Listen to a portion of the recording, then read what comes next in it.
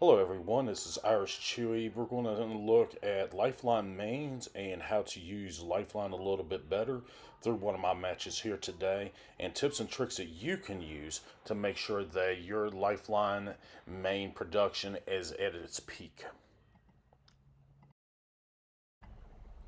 Okay, so as you see, I'm getting ready to start the landing process here, and we're going to do some fast forwarding through the first part of the game here, as most of it is the initial playthrough.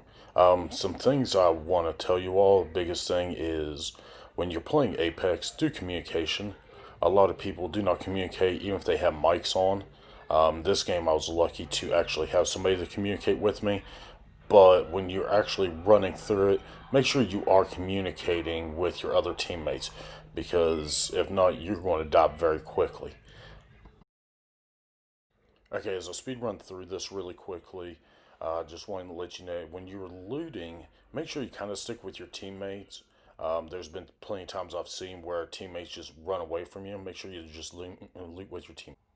Here I've seen the Pathfinder. He had zip lined across and started to come back over. He'd, I guess, seen me come through, so I went ahead and hit him down right here. It was just a quick reaction on my part. And then I just started looting around to give my teammates. There was another one that he said was behind me, but I thought I'd seen some.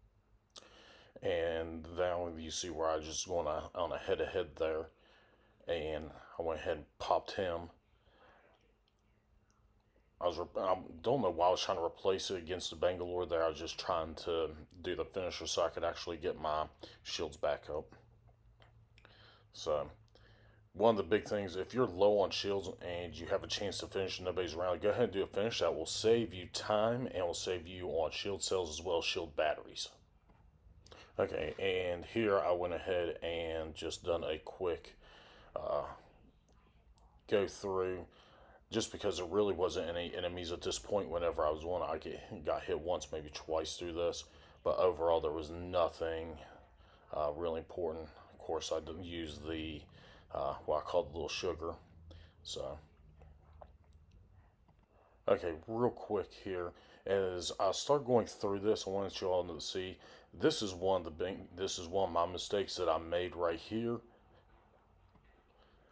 Okay, and the mistake I made, and you will see it, is my teammates were sitting right up there on the second floor. I decided to take charge, and I charged down and around. And again, this is a rookie mistake on my part. Just by sliding down, I thought I'd seen something, and this is your tip number 3: is don't push by yourself unless there's a good reason to do it. Ultimately, my teammates had flank on the left side, so I was able to not get hit or anything of that nature. I think that was a yellow shield there.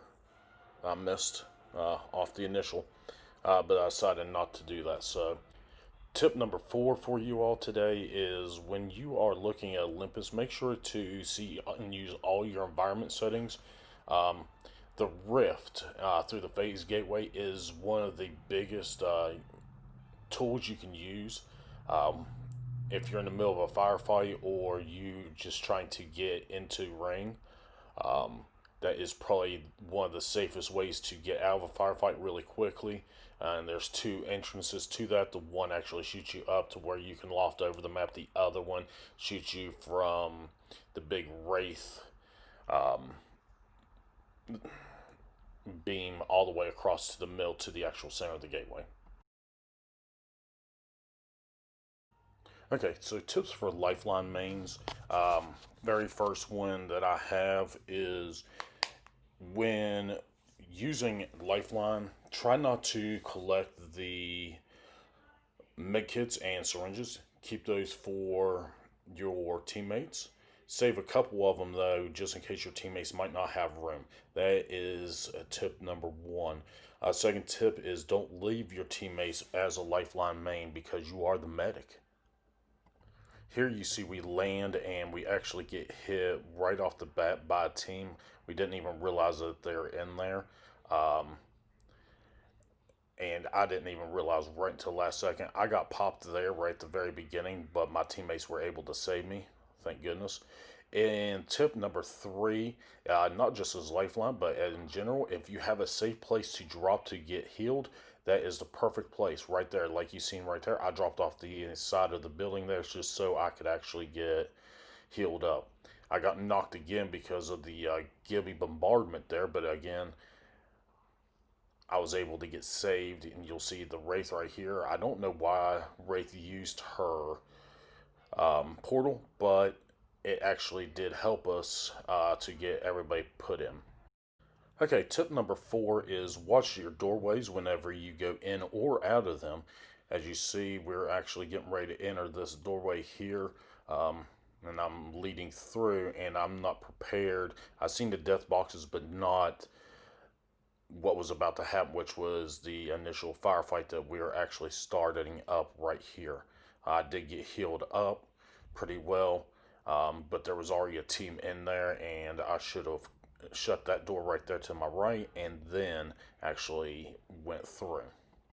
Okay, so tip number five is keep your throwables, whether it is the grenades, the arc stars, or the thermites. And you'll find out right here the reason why I say that is when you are in close firefight, these are the absolute best things that you can use to either kill or assist kill, or even keep your other team at bay while you get the opportunity for your team to actually use their skills to kill. And you see right there, I throw the thermite back away. It actually draws back the enemy so I can actually shield up a little bit before we actually go again into the firefight where we are able to take out this team. As you will see right here, I was able to actually heal my teammate. When you're actually healing with a lifeline main, here's your next tip. This would be tip number 6, is to heal and be able to. This way you actually don't actually die out during the firefight, and you can actually help save your teammates as well as yourself by protecting yourself in cover. Okay, so tip number 7 is going to be knowing when to loot. And the reason I say that is, example right here, had I actually been more prepared and seen more teammate or the other team coming in, I would have been able to not loot right at the beginning. That would have saved me some shield cells and be able to save my passive medic. That way I didn't have to use them right then and there. But again, you see where I'm doing the quick over on looting before we actually go out of the building. This again is a reason why you got to know when to loot and not to loot. Okay, so I'm fast forwarding pretty much through the basics of where you just travel through whenever you're going to your final teams. There wasn't anything that I really had done major through that besides just checking a couple boxes here and there.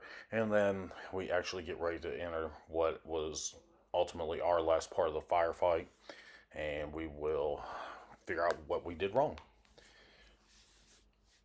So I did eliminate the one right there right as I was able to slow down the video. And right here, I should have backed up a little bit more to heal the Wraith, and I didn't. I actually healed her out in the open, and the only reason I did that was because of that smoke, and I knew she would be okay to do that.